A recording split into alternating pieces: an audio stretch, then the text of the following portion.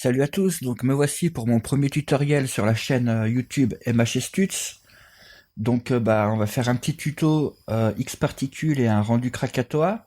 Mais je vous montrerai quand même pour faire un rendu X-Particules. Si des fois vous n'avez pas Krakatoa, vous pouvez quand même suivre ce tutoriel. Je vous montre l'animation qu'on va faire.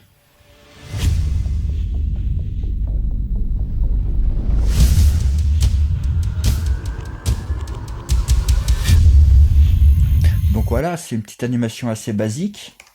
En fait, j'avais posté des rendus Krakatoa sur justement dans le groupe Motion Designer Community. Je vais vous montrer, c'est un groupe qui est sur Facebook. Donc en fait, c'est un groupe qui est privé. Donc si vous n'êtes pas membre, vous n'avez pas accès à tout son contenu. Alors je vous invite à rejoindre le groupe. Il faut cliquer ici sur membre, devenir membre. Et il y a un administrateur qui validera votre demande assez rapidement. Une fois que vous ferez partie du groupe, en fait, ça vous permettra de poster, pourquoi pas vos rendus ou vos projets ou tout ce que vous voulez. Et puis en fait, en retour, vous aurez les commentaires des gens qui regarderont ça et vous diront ce qui est bien, ce qui est pas bien, ce que vous pouvez améliorer, tout ça. Donc ça peut vous aider à progresser, c'est pas mal. Pendant le mois d'avril, il va y avoir des concours. Donc ça veut dire qu'il y aura des prix à gagner, ça peut être intéressant. Et donc c'est pour ça les gens ils ont tendance à croire que c'est un groupe qui est réservé aux débutants, mais en fait pas du tout. Peu importe votre niveau, vous pouvez rejoindre. Comme ça, quand quelqu'un a un problème, si vous avez les compétences pour l'aider, pour lui répondre, je trouve que c'est bien. Donc il y a aussi un Discord, on voit ici, vous pouvez rejoindre, c'est un chat textuel et vocal. Donc c'est pour discuter, faire des rencontres. Et puis si vous avez besoin d'être sur un projet, c'est toujours pareil. Là, de vive voix, vous pouvez demander de l'aide. Donc c'est plutôt bien. Donc aussi, moi le mois dernier, j'ai créé une chaîne YouTube. Ça s'appelle Particle in Motion. Et donc je vais faire des tutoriels toujours autour des particules. Donc ça va être surtout des tutoriels flow, turbulence FD, tout ça. Et donc pour l'instant, j'ai pas fait de tuto, je vais attendre, j'ai créé une playlist, je vous invite à la regarder. C'est des petites vidéos de 10 secondes, hein, des animations. Et si par exemple il y a une animation qui vous plaît, vous me le dites et comme ça, si j'ai beaucoup de demandes, je vous ferai un tuto pour faire ça où vous regarderez, il y a plein d'autres animations, donc il y a du Turbulence FD, Real Flow, X Particules. Donc voilà. Pour l'instant, on va s'occuper d'animation que je vous ai montré juste avant. Donc on commence, on va aller dans Cinéma 4. Et pour rejoindre le groupe M2 Community ou ma page YouTube, vous aurez tous les liens dans la description de la vidéo. Donc pensez bien à lire la description de la vidéo. Donc alors je disais, on va dans Cinéma 4D, on va créer un nouveau projet. Et on va régler les paramètres les réglages de rendu. Dans sortie, je vais laisser 1280 par 720. Par contre, la vitesse de défilement, je vais la monter un petit peu, je vais mettre 30 pour que l'animation soit plus fluide. Et enregistrer, je vais décocher. Comme ça, si on fait des prévisualisations, elles ne seront pas sauvegardées, ce sera juste comme ça. Donc on peut fermer, pour l'instant c'est bon. On va aller ici dans les réglages du projet, donc mode, projet et IPS, on va mettre 30 aussi. Et ici, la durée de l'animation, on va mettre 360. On va étendre ici le petit curseur au maximum pour avoir toute la durée de la timeline.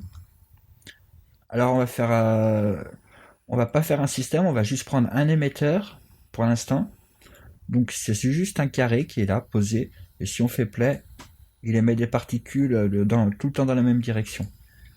Donc nous, pour reproduire l'animation, on va vouloir, c'est une sphère déjà, émettre depuis une sphère. Donc ici, à la place de emitter shape, je vais choisir une sphère. Et on va afficher pourquoi pas HUD. On va cocher pour afficher le nombre de particules qui sont actuellement à l'écran. Je vais le déplacer un petit peu vers le milieu pour qu'on le voit mieux. Et c'est tout pour l'instant. Donc on regarde je vais juste dans display, vous n'êtes pas obligé de le faire. Là je vais le faire pour qu'on voit mieux à l'écran pour la vidéo. Je vais mettre tick, ça va changer l'aspect des particules. On clique et on voit que ça émet des particules depuis la sphère dans toutes les directions. Donc ça c'est pas mal. Par contre, on va pas vouloir que les particules elles partent comme ça vers l'infini. On va vouloir les emprisonner dans une sphère. Donc pour ça, on va créer une sphère. On clique ici sur le cube, on choisit sphère. Je vais augmenter juste un petit peu son diamètre. Je vais mettre 200. Et donc là, on a bien notre émetteur à l'intérieur, on le voit pas. Si je rejoue l'animation, on voit que les particules, elles passent quand même à travers la sphère. Donc on va faire clic droit sur la sphère ici, propriété X particules, et on choisit Collider. En fait, ça, on ajoute un tag de collision, quoi. Quand on a ajouté le tag, on peut regarder encore, on rejoue l'animation, et on voit que les particules, elles passent toujours à travers. Donc en fait, le problème, c'est que c'est par rapport aux normales. Pour l'instant, les normales de la sphère, elles sont pointées vers l'extérieur. Et pour qu'on ait des collisions à l'intérieur de la sphère, il faut qu'on pointe les normales vers l'intérieur. Donc outside, ici, je mets inside à la place. Et du coup, maintenant, je peux masquer la sphère. Donc je clique ici 2 fois pour mettre les points en rouge. Du coup, on voit plus notre sphère. Et si je rejoue l'animation, voilà, on voit les particules, elles s'échappent plus, elles sont emprisonnées dans la sphère, elles rebondissent contre les parois. Donc c'est pas mal. On va cliquer sur l'émetteur, on va le configurer un tout petit peu. On va cliquer dans émission. Dans Emit All Frame, on va pas faire en sorte parce que là, on émet sur chaque frame en fait, ça veut dire tout le long de l'animation, on émet à chaque frame. Donc c'est pas bon, on va décocher et on va émettre de la frame 0, Start Emit 0, jusqu'à la frame 50. Voilà. Du coup, on émet que au début, après on arrête d'émettre et on laisse faire les particules qu'on a créées faire leur vie. Par contre, on va vouloir vers la frame 60, bon, elles sont dans la sphère, mais si on regarde notre animation, c'est un petit peu linéaire. Vous voyez, les particules, elles avancent, elles bougent toutes dans le même sens quasiment. Il n'y a pas vraiment de variation. Donc on va se mettre vers la frame 60 ici, et on va ajouter un modifier turbulence. Donc on va dans X particules, modifier, et ici on choisit turbulence. Donc si on laisse comme ça, la turbulence elle est tout le temps activée. Nous on veut l'activer qu'à partir de la frame 60.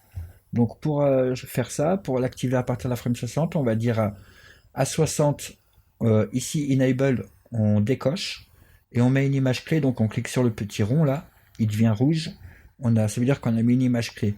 Donc là il n'est pas activé. On avance d'une frame, donc je suis à 61, on l'enclenche, donc je l'active là, et on remet une image clé, du coup à partir de 61, la turbulence on voit, elle est activée. Par contre on peut régler un peu la turbulence, alors on clique ici sur turbulence, le squal je vais laisser comme ça je pense, on verra plus tard. Par contre je vais mettre ici 40, et noise type je vais mettre curl. Donc après vous essayez différents types de bruit, vous aurez des résultats différents.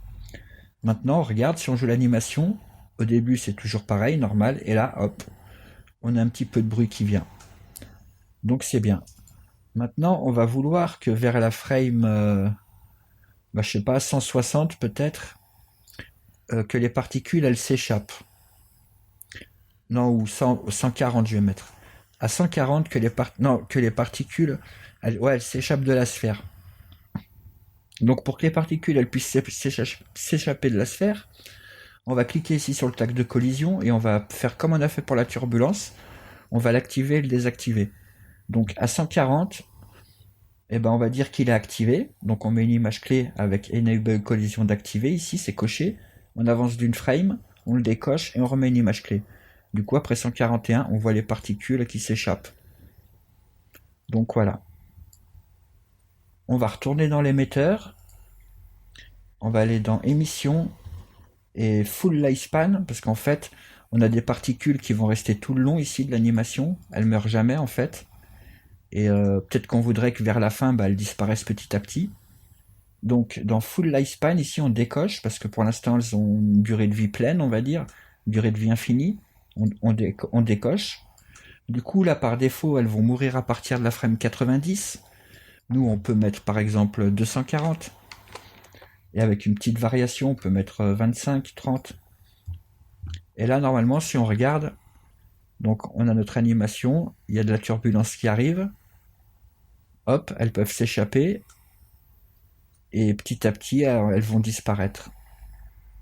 Voilà. À la fin, on n'a plus de particules. Donc l'animation, comme ça, moi je trouve qu'elle est pas mal, elle est bien. Alors je laisse comme ça. Ce qu'on peut faire, on peut peut-être augmenter le speed ici, la vitesse des particules, monter à 300. On va descendre le rayon parce que 5 c'est sûrement trop gros. C'est la taille des particules. Quand on fera un aperçu tout à l'heure, 5 cm c'est sûrement trop gros, on le descendra à 1. Donc vu que là j'ai divisé par 5, ici aussi le radius, là je vais diviser par 5. Donc comme c'est 10 par défaut, je mets 2. Et puis c'est tout. On peut augmenter un petit peu le burst rate, ça veut dire on augmente l'émission des particules. Donc là il y a 1000 particules qui sont émises à chaque fois. Donc si je mets 10 000, on en aura plus. Je rejoue. Voilà, on voit mieux. On va pas les laisser verts, on va les colorier un petit peu. Alors pour les colorier, on va le faire simplement parce qu'on peut utiliser des matériaux, mais c'est si après je dois vous expliquer les matériaux, ça va être le tuto, il va durer trop longtemps. Donc on va juste utiliser ici, on va les colorier depuis ce menu là. On va utiliser un gradient. Je clique. Là, si je laisse comme ça, elles vont être coloriées par âge. Ça veut dire quand elles seront jeunes, quand elles viennent de sortir, en fait, de naître, elles vont être bleues, et plus on va avancer dans le temps, plus elles vont devenir blanches. Donc si on regarde, elles sont toutes bleues au début, et petit à petit elles deviennent blanches. Voilà. Donc c'est pas mal comme mode de colorisation, mais je préfère speed. Donc c'est par rapport à leur vitesse. Parce que vu qu'on a ajouté un émetteur de turbulence, l'émetteur de turbulence, quand il crée de la turbulence, bah, il affecte la position des particules, on voit, elles bougent dans tous les sens, mais en plus, il fait varier la vitesse. Donc c'est pas mal. Et donc on retourne dans émetteur. Donc on va pas prendre un dégradé du... Enfin, vous pouvez laisser, si ça vous plaît, le dégradé du bleu au blanc, c'est bon, mais sinon on peut changer quand même. On clique ici sur la petite flèche, et on prend un pré-réglage. Et on peut prendre par chaleur, donc si on regarde le dégradé, il y a les couleurs froides à gauche et couleurs chaudes à droite, hein, ça va du froid au chaud. On rejoue l'animation, donc là je me suis mis en speed, on aura une autre colorisation, on regarde. Voilà. Donc si par exemple je fais pause un peu au hasard, on voit bleu c'est quand elles sont lentes, et puis bah plus elles vont devenir jaune rouge, c'est qu'elles sont rapides quoi. Voilà. Donc bah, pour X particules, c'est à peu près l'animation, tout ça, c'est à peu près tout. On va placer une lampe. Donc je clique ici sur lumière. Je vais la déplacer un peu vers nous, un petit peu vers la droite et la monter. Voilà, on peut ajouter une ombre franche. Et on va se placer aussi une caméra. Je clique ici sur l'icône de caméra. On va se mettre en vue caméra. Dans coordonnées, je vais faire clic droit sur toutes les orientations ici, sur les deux flèches. Vous cliquez, ça remet à 0. En X aussi. Et on cadre un petit peu ce qu'on a. Donc laissez quand même un petit peu avancer parce que vu que les particules elles se dispersent, on va essayer de tout cadrer à peu près quoi. Voilà, moi je vais me mettre comme ça ici, ça devrait aller. Peut-être reculer encore un peu. Et donc quand l'animation c'est bon, que tout vous convient, on peut quand même jeter un œil, faire un aperçu. Donc pour faire un aperçu, dans tous les cas, il faut créer un matériel pour afficher les particules. On clique ici, donc sur créer, nouveau matière et X particules matériel, on choisit. On le prend, on le glisse sur l'émetteur. Et maintenant, si on fait un aperçu, bah d'abord, ça fait quoi ça? On va aller dans les réglages de rendu et ça nous a créé X particules. Ici, ça nous a rajouté X particules et il est coché. Donc si des fois vous faites un rendu que c'est tout noir, bah vérifiez juste qu'ici ça a bien rajouté cette option là. Si elle n'y est pas, bah, vous la trouverez ici, effet. Et là ce sera écrit X particules et vous l'ajoutez. Donc là si on fait un aperçu, voilà ce qu'on a. Alors c'est pas mal, mais on n'a pas assez de particules. Donc on va aller dans l'émetteur et on va augmenter émission, burst rate. Donc je suis qu'à 10 000, on peut monter facilement à 1 million. Donc j'ai rajouté 2 zéros. Là je suis à 1 million. Seulement comme on émet pendant 2 secondes à peu près, bon on émet jusqu'à la frame 50, ça fait un tout petit peu moins de 2 secondes. On voit ici max particules, dans tous les cas ça va créer 2 millions de particules. Là c'est écrit 2 millions. Donc il y a une limite, c'est pour pas que s'il y avait pas de limite en fait, que des fois par hasard on mettra un trop gros chiffre ici, bah ça freeze, ça bloque Cinema 4D qu'on doit relancer et tout. Donc on va dire que c'est une petite sécurité, mais bon, si on fait attention à nos réglages, on peut l'enlever, on rajoute 3 ou 4 zéros. Voilà, vous mettez un très grand nombre ici, du coup vous avez quasiment pas de limite en fait. Donc là je fais ça, là j'ai mis 1 million, j'ai dit. Par contre, il faut rejouer l'animation pour que ça affiche bien 1 million de particules. Donc là ça ralentit, je vais juste faire un autre truc, je mets pause dans display. LOD ici, c'est level of detail. On peut baisser, je vais mettre 1%. Du coup, vous allez voir, il y a moins de particules qui s'affichent ici, mais ça, juste dans le viewport, hein. Tout ce qu'on fait comme paramètre ici, ça affecte que le viewport. Bon, sauf la couleur, parce qu'en fait, la couleur ici, comme on a ajouté le matériel, et dans Color, eh ben, on a choisi de colorer par rapport à ce qu'il y a dans le viewport, en gros, quoi, parce qu'on a choisi Particle Color. Donc la même couleur qu'il y a ici, ce sera la même dans le rendu. Mais si on changerait, on pourrait avoir autre chose, quoi. Après, je vous laisserai regarder un petit peu les menus qu'il y a. Donc c'est bon, je vais avancer encore un petit peu. Par contre, bah ouais, c'est long à calculer parce que, vous voyez, on a un paquet de particules en haut, on voit. Donc là, on voit, ça s'est stoppé parce qu'on a arrêté d'émettre à partir de 50. Voilà pourquoi c'est utile d'afficher l'HUD. On voit un petit peu l'animation, comment elle se déroule ici, quoi. Donc là, je fais pause et on va faire un aperçu depuis ici. Donc ça risque de mettre un petit peu de temps à calculer, on voit en bas. Donc je vais sûrement couper, puis je vous reprends quand ça a tout chargé. A tout de suite. Ok, bon, je reprends l'enregistrement. Bah, en fait, depuis tout à l'heure, c'est bloqué à ce niveau-là. On dirait que ça a freeze, hein. Ça fait au moins 40 secondes que j'attends et puis que je vois qu'il n'y a pas de progression. Donc je vais juste arrêter. Mais normalement, chez vous, ça doit marcher. Parce que moi, quand j'ai fait les tests, déjà, j'avais mis 2 millions et là, je suis qu'à 1 million. Mais bon, c'est peut-être parce que j'enregistre en même temps. Je sais pas, en tout cas, ça fait un problème. Donc moi, là, pour continuer le tuto, je vais juste passer à 100 000. Mais vous, je vous conseille de mettre 1 million ou 2 millions, quoi, ici, hein. Donc ça marchera mieux, hein, si vous êtes chez vous, normalement, c'est mieux. Donc là, je repasse à 100 millions et je fais l'aperçu. Donc ça devrait aller un tout petit peu plus vite, voilà. Donc on va y laisser charger. Et on va juste regarder aussi après quand même 2-3 petites options qu'on a dans le matériel si vous voulez changer un petit peu l'aspect. Bah on va le faire pendant ce temps que ça charge là, hein. Alors je double-clique. C'est dans illumination en fait qu'il faut aller. Et là, mode, c'est on va dire le genre des particules. Bah là c'est en mode fusil. Vous pouvez choisir diffuse. Voilà, vous voyez, ça a changé un petit peu ici l'apparence. Vous pouvez aller dans Fong. Fong, ça vous permet, vous avez accès à la spécularité. Donc ça peut être pas mal suivant ce que vous voulez faire. Vous pouvez la monter ici l'intensité. Dans l'intensité en haut, et puis ici c'est la largeur de la spécularité, quoi. Donc voilà. Il y a flat, donc ça va faire des particules sans vraiment plates, on va dire, de la 2D on dirait. Et après fusil on a vu. Donc là moi je vais prendre diffuse, je trouve que c'est pas mal. Vous pouvez choisir self illumination parce qu'en fait là vu qu'on a placé notre lumière sur la droite, peut-être que vers la gauche il y a des particules qui sont pas éclairées et si elles sont pas éclairées on les voit pas, quoi. Donc si vous mettez self illumination, vous en mettez un petit peu ou beaucoup, après vous dosez, quoi. Bah ça va, les particules elles vont s'auto éclairer. En fait elles vont émettre de la lumière et donc vous pourrez les voir dans tous les cas. Donc c'est une option qui est pas mal. Ouais. Voilà.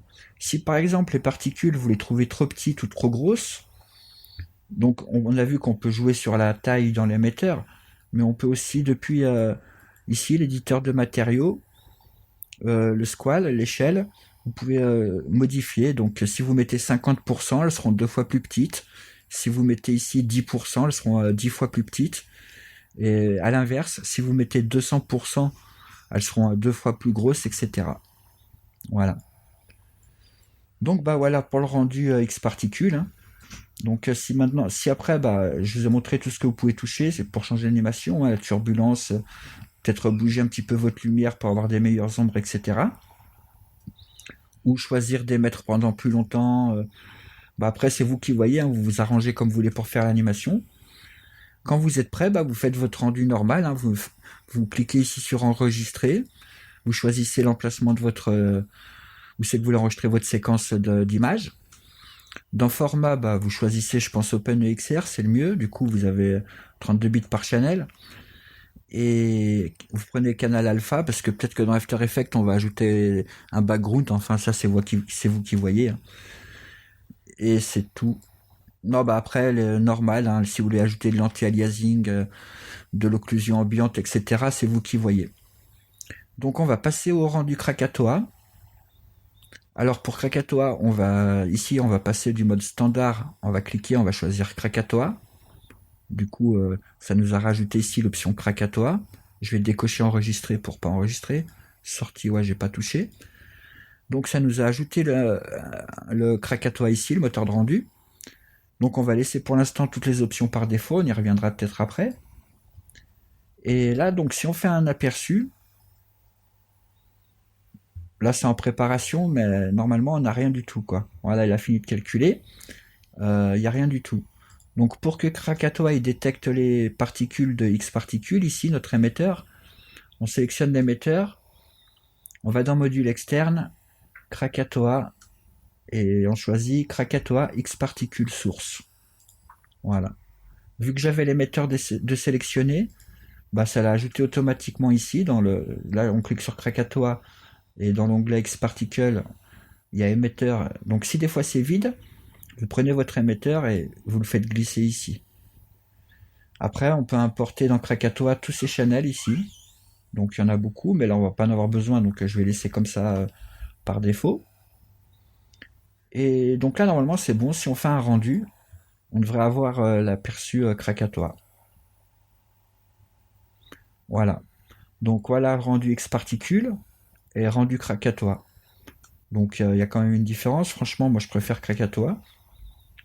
Et en sachant que j'ai pas beaucoup de particules, hein, normalement, si j'avais mis 1 million, d'ailleurs, je sais pas si je retente, je vais juste mettre 500 000. Je mets juste 500 000, ça augmente un petit peu, on refait un aperçu. Donc ça va mettre un tout petit peu plus de temps, c'est normal, mais voilà. Voilà, avec 500 000 particules, donc c'est déjà mieux. Donc c'est pour ça, à 2 millions, à mon avis, ça doit être bien, quoi. Et donc c'est tout. On peut colorer les particules, mais bon, hein, on va pas le faire, mais c'est juste pour vous montrer. Vous pouvez aller dans Channel Gradient, vous ajoutez un tag ici sur Krakatoa, du coup, maintenant, parce que là on a pris les couleurs d'X particules, si on ne mettait pas le tag, on prenait juste les couleurs d'X particules. Là maintenant qu'on a rajouté ce tag, on peut on peut choisir nos couleurs, nous, quoi. Bon, même si on pouvait le faire ici dans émetteur, il y avait juste à changer dans display, et par exemple ici mettre un autre gradient. Mais ce qu'il y a, c'est que dans display, on a le choix qu'entre âge, speed et densité. On peut colorer selon ces trois modes. Mais maintenant, avec le gradient ici de Krakatoa, on a tous ces channels avec lesquels on peut jouer sur la colorisation. Par exemple, il y a position qu'on n'avait pas. Enfin, on l'a dans X particules forcément parce qu'on récupère les particules d'X particules. Mais X particules, il nous proposait pas de colorer avec la position. Par exemple, il y a la vélocité. Ça, c'est bon, color, c'est bon, on l'a, parce que fallait bien qu'on récupère les informations de couleur. Et on a aussi le rayon des particules, mais bon, vu qu'elles ont toutes le même rayon, même si on a un gradient là, un dégradé, pardon, et comme elles ont toutes le même rayon, la valeur, elle bougera jamais, donc ce sera tout le temps bleu. Donc voilà, pour colorer les particules, vous pouvez aussi, on voit donc colorer par position, mais vous pouvez aussi créer vos custom channels, vos channels personnalisés, quoi, vos propres channels. Voilà.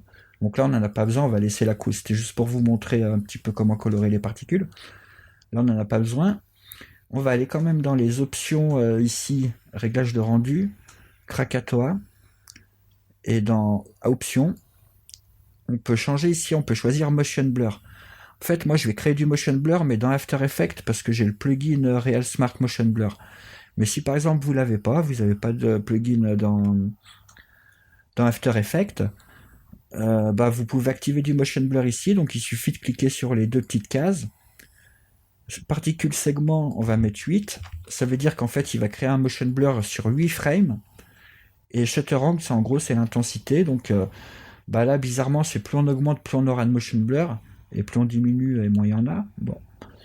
Donc on le met au maximum.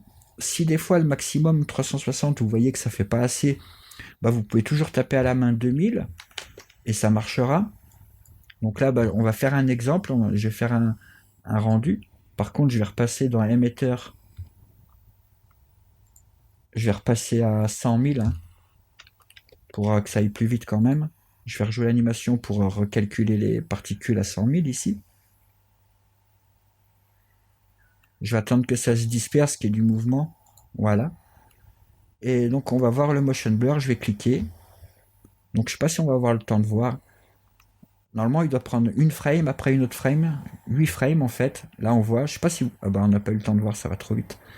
Mais vous verrez mieux de chez vous. Mais par contre on voit la différence, hein. Enfin là c'est pas la même frame, mais on voit le motion blur qui se crée, quoi. Ça fait un flou. Donc c'est ça. Donc si vous le voulez, bah voilà, je vous ai montré comment l'activer. Moi je vais pas l'activer parce que je vais le mettre dans After Effects. Et pour faire un rendu, parce qu'à la base c'était ça la question qui était posée, c'est pour ça que j'ai fait le tuto, bah en fait c'est comme Xparticule, on se met ici moteur de rendu Krakatoa, donc ça c'est bon. Sortie, on va prendre toutes les images. Enregistrer, bah je coche. Je choisis l'emplacement où c'est que je vais enregistrer, donc ça va être dans le bureau. Je fais un dossier, je vais l'appeler tuto. Voilà, et dedans je vais mettre, bah, je vais les appeler Krakatoa. Krakatoa, comme ça, 8. Enregistrer. OpenEXR, donc format OpenEXR c'est bon, profondeur 32 bits par canal c'est bon, et canal alpha je vais le cliquer si au cas où on veut mettre un background derrière notre animation. Et puis bah c'est tout, hein. Parce que Krakatoa dans tous les cas il prendra pas l'occlusion ambiante, toutes les options qu'il y a là, il en tiendra pas compte. Donc il n'y a même pas besoin d'en mettre.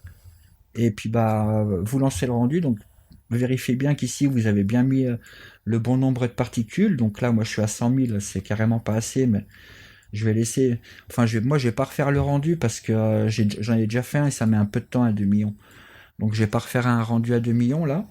Mais mettez 2 millions de particules ici et vous cliquez ici sur rendu. Puis ça y est, ça vous crée votre séquence d'images. Donc, je vais l'arrêter. Je vais pas le faire moi. Donc, vous, dès que c'est fait, dès que vous avez vos 300 frames, vos 360 frames de fait, bah, on se retrouve dans comment After Effects et vous double-cliquez ici dans le vide, ça vous ouvre la fenêtre d'import. On va choisir, vous prenez n'importe quel fichier .exr de votre séquence, hein, que vous venez d'enregistrer. Faites ouvrir, ça l'importe. On la prend, on la fait glisser ici sur le petit icône de composition. Voilà. Donc ça nous a créé une composition de la taille, tout de la bonne taille, quoi. Donc c'est bon. Et je vais quand même afficher un fond noir pour qu'on voit mieux. Donc voilà ce que ça donne. Là, c'est un rendu avec 2 millions de particules. Voilà. Donc on peut ajouter quelques petits effets. Vous pouvez ajouter, bah, jouer sur les courbes, l'exposition, tout ça, si vous voulez, pour changer un petit peu l'éclairage. Moi, franchement, l'éclairage, c'est bon. Donc je vais pas le faire. Là, je vais choisir lueur. Lueur diffuse. Ici, je le fais. Non, avant ça, je vais créer un calque d'effets. Créer. Donc, clic droit dans le vide ici, créer calque d'effets. Et on fait glisser la lueur diffuse dessus. Voilà, ça nous l'a mis là. On voit directement que elle est trop forte, donc le seuil, on va l'augmenter. Mettre vers 90 par là. Et l'intensité, je vais la mettre à 0,2. Voilà. Je vais avancer un petit peu pour qu'on voit bien. Et puis ici, si vous appuyez sur FX, ça désactive l'effet. Donc si on regarde, voilà, l'effet, on le voit bien. Donc on va le garder comme ça, c'est bon. Puisque si des fois on le voyait pas, si en faisant FX vous voyez aucun changement, en fait l'effet c'est pas la peine de le mettre, hein, parce que sinon ça va faire au rendu du calcul pour rien, et pour un truc qui fait pas d'effet, autant l'enlever quoi finalement. Donc ensuite on peut ajouter teinte et saturation pour que les particules elles changent de couleur un peu plus, parce que là on voit que c'est souvent jaune, hein, jaune et vert. Donc on va écrire ici teinte et on choisit teinte et saturation, on le glisse en dessous. Je vais refermer juste lueur diffuse, on n'en a plus besoin. Et on peut régler donc la saturation, la baisser ou la monter. Donc là, je vais la baisser un petit peu. On peut se mettre à la frame 0, donc pour faire la variation de couleur, on met une image clé. Et ici, en haut, c'est qu'il y a les degrés, on va mettre 180. Voilà, donc la première valeur ici, elle est à 180 et on va à la fin. On va remettre 0. Par contre, sur la première valeur, avant le multiplier, on met 1. Voilà. Et du coup, si on regarde, voilà, les particules, il y a du rouge maintenant, il n'y avait pas de tout à l'heure. Hop, elles passent, elles sont violettes, roses un peu, je sais pas. Et puis ça va au jaune, bleu. Voilà. Petite variation de couleur. Ensuite, là, l'animation, elle est pas trop mal. On peut ajouter le Real Smart Motion Blur, comme je disais, donc c'est RSMB. Je clique. Hop, je le fais glisser là-dessous. Donc je vais reprendre une frame où c'est qu'il y a du mouvement. Puis on va regarder ce que ça fait. Donc là, il n'y en a pas. Enfin, il y en a un tout petit peu. Et donc si je le mets au maximum, vers 10, voilà ce que ça donne. Donc ça peut être sympa. Mais je vais en mettre un petit peu moins. Je vais le mettre à, je sais pas, à 4. Voilà. Voilà, c'est pas trop mal. Donc voilà l'animation. Donc quand c'est tout bon, que vous avez ajouté tous vos effets, tout ça. Moi, ce que j'ai fait par exemple, dans l'exemple que je vous ai montré au début de la vidéo, j'ai juste dupliqué ce calque. Donc là, quand on duplique le calque, si je l'affiche et je le masque, on voit que ça fait juste, ça le duplique, ça superpose deux calques l'un sur l'autre. Du coup, la lumière, elle ressort un peu plus. Voilà. Donc, mais c'est pas pour ça que je l'ai fait. En fait, on clique sur notre deuxième calque ici, la copie. On fait clic droit, géométrie, et on va faire basculer horizontalement. Du coup, voilà, ça crée un miroir directement. Et puis là, du coup, je trouve que c'est plus sympa. Voilà, il y a tout qui se reflète des deux côtés pareil. Donc je trouve que c'est sympa. Vous pouvez bouger la position, donc le décaler un peu celui-ci sur la gauche, celui-ci un peu sur la droite, et vous aurez un autre résultat. Donc comme je vous disais, vous pouvez ajouter aussi un background, mais seulement faites attention parce que comme on a ajouté ici sur le calque d'effet, on a mis dans teinte et saturation, on a animé la plage de couleurs. Ça veut dire que si vous mettez un background ici, par exemple on va faire créer, solide. Par exemple, vous voulez un background rouge. Donc là, je le mets rouge. Je le passe dessous. Il est rose parce qu'on a changé. Donc c'est soit vous le passez au-dessus de votre calque d'effet et vous le mettez en ajout, en addition, pardon. Ou voilà. Ou soit tant pis, il changera de couleur avec l'animation. Bon là, j'ai pas choisi la meilleure couleur, hein, mais voilà. Donc je vais l'enlever, je préfère sur un fond noir de toute façon, comme ça. Et c'est tout pour ce tuto, hein, parce que du coup on a fini l'animation. Donc j'espère que ça vous aura quand même plu, que vous aurez appris quelques trucs. Et donc comme je vous disais au début de la vidéo, pensez à regarder dans la description, vous trouvez le lien pour rejoindre le groupe MD Community sur Facebook, c'est important. Et sinon moi je vous dis à bientôt.